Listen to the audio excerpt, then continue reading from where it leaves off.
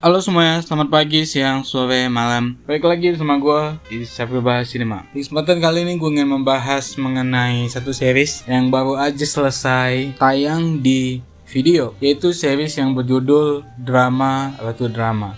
Series ini ditulis oleh Aco Tendri yang juga bertindak sebagai penulis naskahnya. Ya, ini adalah series yang bisa dibilang melawan ekspektasi gue ya, tapi nggak membuat gue kecewa juga dengan penyajiannya, karena memang penyajiannya masih sangat baik. Awalnya itu gue mengira kalau lewat series ini gue akan disajikan komedi dengan terus menerus yang isinya itu menyindir dan menguliti habis-habisan tentang industri pertelevisian di Indonesia. Dalam hal ini adalah sinetron. Dan memang ketika gue menonton episode pertamanya itu isinya itu komedi, menyindir sini, mengetawain mengenai industri pertelevisian. Episode 2 nya juga masih seperti itu, masih menyindir, masih membongkar habis-habisan bagaimana bobroknya sistem stripping di sinetron Indonesia. Dan episode ketiga juga masih seperti itu. Dan di ketiga episode ini gue itu benar-benar dibuat ketawa terbahak-bahak. Komedi itu benar-benar lucu. Tetapi setelah 3 episode awal ini gue pun secara perlahan mulai salah. Dalam hal ini gue salah mengira kalau ini akan tetap berada di jalan komedi, karena mulai dari episode 4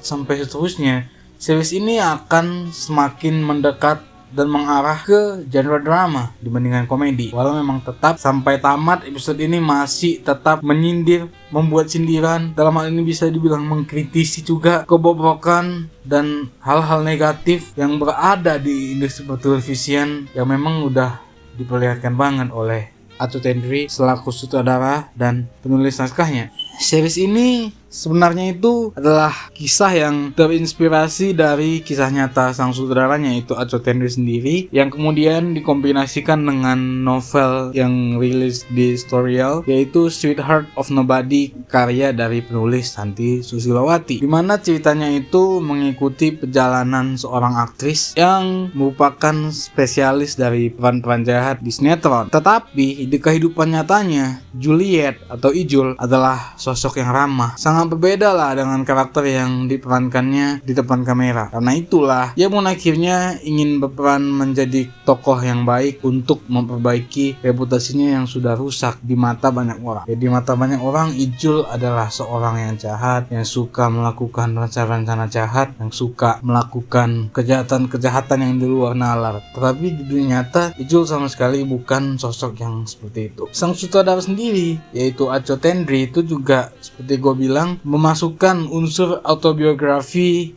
di film ini atau di series ini lewat pengalamannya menjadi anak dari seorang sutradara sinetron. Hal itulah yang membuat series ini terasa menjadi karya yang personal. Lewat akun Twitternya, Aco bercerita mengenai kisahnya yang merupakan seorang anak dari sutradara sinetron yang jarang ketemu ayahnya karena ayahnya sibuk di lokasi syuting. Dan itu nanti akan kelihatan banget sih di series ini, dampaknya, pengalaman nyatanya Aco lumayan terrefleksikan di series ini. Gue bisa mengatakan kalau series ini adalah series yang benar-benar disajikan dengan sangat baik. Hal-hal yang ingin disampaikan oleh sutradaranya itu benar-benar tersampaikan secara baik dan juga utuh. Meski memang tetap ada beberapa inkonsistensi di beberapa episode dan lompatan plot yang masih terkesan kasar, tetapi secara keseluruhan series ini adalah series yang begitu menarik dan sangat layak untuk disaksikan. Penampilan Enzi, Storia, dan Rachel Amanda yang menjadi sorotan utama memang sangat baik dalam memainkan peran mereka. Mereka yang dituntut harus bermain di dua role, yaitu di role dunia nyata dan juga dunia sinetron, berhasil melakukan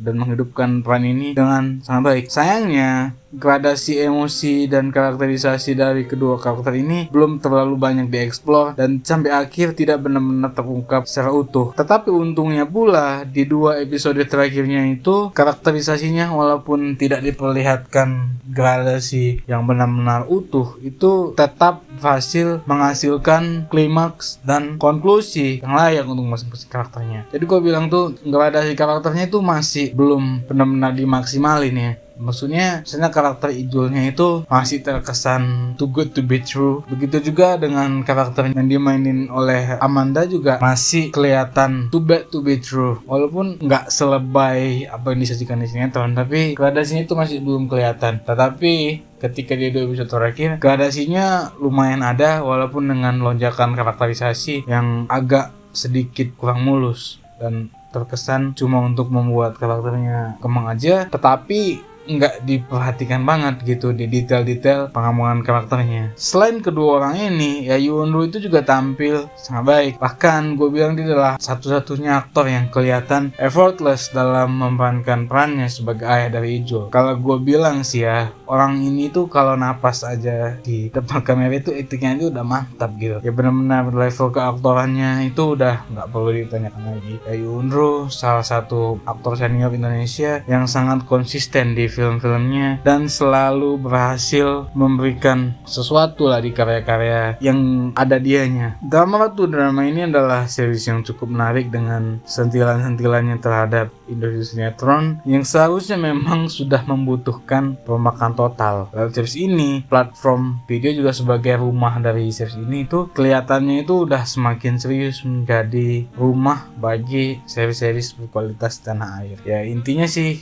gue sangat menyarankan kalian untuk nonton series ini. Adalah series yang berkualitas dengan tema yang lumayan unik ya untuk diulik mengenai seorang aktor sinetron dan kehidupan nyatanya, dimana perannya di sinetron itu benar-benar udah mempengaruhi kehidupan nyata dia. Benar-benar series dengan premis yang kita baca premisnya itu kita akan menarik gitu untuk mengikuti kisahnya, dan juga berhasil juga dieksekusi dengan sangat baik oleh sang sutradara sekaligus penulisnya yaitu Ajo. Aktor-aktornya juga bermain dengan bagus, solid, walaupun lumayan banyak ya pemain yang gua nggak tahu di series ini, tapi mereka juga tampil meyakinkan dalam peran-peran mereka. Seperti gue bilang, ada beberapa kekurangan di sana sini, inkonsistensi di tengah, kemudian lonjakan-lonjakan plotnya itu masih belum terlalu mulus, tapi selain itu masih enjoyable untuk ditonton, enak untuk diikutin, dan cukup seru, dan konklusinya cukup layak lah kalau gue bilang. Oke, sekian dulu dari gue.